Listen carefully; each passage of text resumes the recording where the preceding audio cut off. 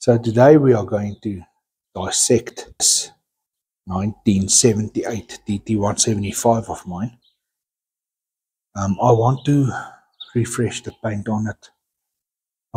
There's a few lugs and brackets and things on the frame that I want to cut off.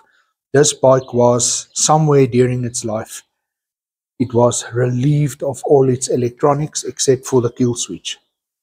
So there's nothing I can do to get this bike back on the road.